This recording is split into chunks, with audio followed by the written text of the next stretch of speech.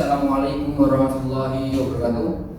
Perkenalkan, nama saya Rafiq Aslam dengan NIM 233111141. Perkenalkan, nama saya Naufal Abin Darto dengan NIM 233111145. Saya Hazid Nurfalis dengan NIM 233111144. Perkenalkan, nama saya Adhiana Pamungkas dengan NIM 231111146. Perkenalkan, nama saya Rayhan Sumayunarto dengan NIM 233111125. Materi yang pertama, materi tentang jabatan nakib atau kepala orang-orang bernasab mulia. 1. Suatu fungsi nakib. Jabatan nakib ini segera dibentuk untuk melindungi orang-orang yang meninggal, terhormat dan perwakilan orang-orang yang tidak selevel dengan nasab mereka dan tidak sesuai dengan kehormatan mereka agar mereka dicintai dan pemerintahan mereka direalisasikan. 2. Jabatan nakib sah jika berasal dari salah satu atau tiga pihak, yaitu sebagai berikut. 1. Khalifah, orang-orang yang diberi mandat oleh khalifah untuk mengurusi berbagai urusan, misalnya menteri. Jadi nakib yang berotoritas luar. Dan nakib sah jika berasal dari pihak salah satu dari tiga pihak, yaitu sebagai berikut. Dari khalifah, orang-orang yang diberi mandat oleh khalifah untuk mengurusi beberapa urusan, misalnya menteri.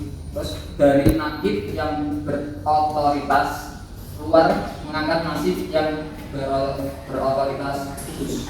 Dibagi menjadi dua, yaitu nakib khusus dan nakib umum. Perwakilan khusus. Perwakilan khusus adalah perwakilan yang hanya sebatas sebagai perwakilan, tanpa sampai mengurus masalah kasus hukum dan menjatuhkan hukum had, sehingga kompetensi keilmuan tidak menjadi syarat yang harus dipenuhi oleh pemangku jabatan ini. Yang pertama, tugas-tugas perwakilan khusus yaitu menjaga nasab dari orang luar yang mengaku sebagai bagian dari kelompok itu, padahal dalam kenyataannya tidak demikian, atau yang berada di luar kelompok itu padahal sebenarnya termasuk kelompok itu. Yang kedua, membedakan nenek moyang mereka dan mengetahui nasab-nasab mereka sehingga tidak tersembunyi dari mereka selama bertahun-tahun.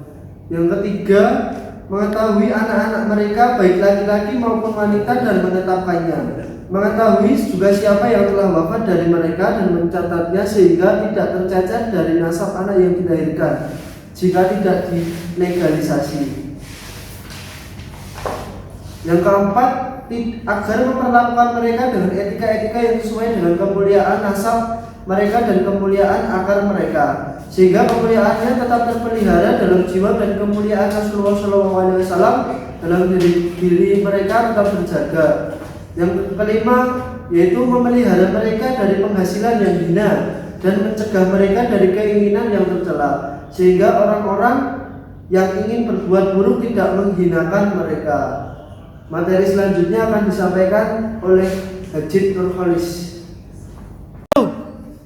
Oke, saya akan menyampaikan tugas nakib yang selanjutnya, yaitu yang selanjutnya agar mencegah mereka dari melakukan perilaku yang melanggar dan menghalangi mereka untuk melanggar apa-apa yang diharamkan syariat.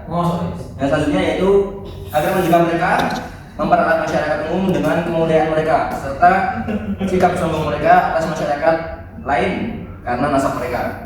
Yang selanjutnya itu agar membantu mereka dalam mendapatkan hak-hak mereka sehingga tidak menjadi pihak yang lemah dan tidak dapat meraih hak-hak mereka. Yang selanjutnya yaitu agar mewakilkan mereka dalam meminta hak-hak umum mereka dalam bagian dawil qurba, atau yaitu keluarga Nabi Muhammad SAW dari hasil al-fa'i dan ghanimah yang tidak memiliki privilege individual dari mereka sehingga dapat dibagi-bagikan kepada mereka sesuai dengan jumlah yang telah ditentukan Allah Subhanahu wa taala kepada mereka. Yang terakhir yaitu agar melarang wanita-wanita mereka untuk kawin kecuali dengan orang-orang yang sederajat kemuliaannya dengan mereka yang mereka miliki dibandingkan dengan seluruh wanita yang lain, untuk menjaga nasab mereka dan sebagai kemuliaan bagi kehormatan mereka jika dikawinkan dengan selain pejabat atau dinikahkan dengan selain orang yang sederajat. Mungkin sekian, yang selanjutnya akan dijelaskan oleh Akhaibian. Di sini saya akan melanjutkan dari materi yang sudah disampaikan oleh saudara Khalis tadi. Untuk materi selanjutnya yang nomor 11, untuk mengoreksi siapapun di antara mereka melakukan kesalahan, asalkan bukan kesalahan yang membuat mereka dijatuhi hukuman syar'i. Itu untuk nomor 11. Dan untuk nomor 12, memelihara harta wakaf mereka dengan menjaga harta-harta pokok dan mengembangkan cabang-cabangnya. Mungkin sekian yang dapat saya sampaikan. Dan materi selanjutnya akan dilanjutkan oleh saudara Agib. Baik, sekarang saya akan menerangkan tugas-tugas nakib umum. Adapun perwakilan umum tugasnya yang diserahkan kepada selain tugas yang telah kami jelaskan sebelumnya ada 5 hal, yaitu sebagai berikut. Yang pertama yaitu memutuskan ketetapan hukum atas perkara yang menjadi perselisihan di antara mereka. Yang kedua, pemegang wewenang atas harta anak-anak yatim mereka. Ketiga, melaksanakan hukum had atas perbuatan kriminal yang mereka lakukan. Keempat, mengawinkan wanita yang tidak memiliki wali nikah atau mereka memiliki wali nikah namun para wali itu menghalangi mereka. Yang kelima atau yang terakhir yaitu membuat isolasi bagi orang yang gila atau idiot dari mereka, kemudian membebaskannya jika telah sadar atau telah penuh pikirannya. Sekian materi yang kami sampaikan, semoga bermanfaat. Wassalamualaikum warahmatullahi wabarakatuh.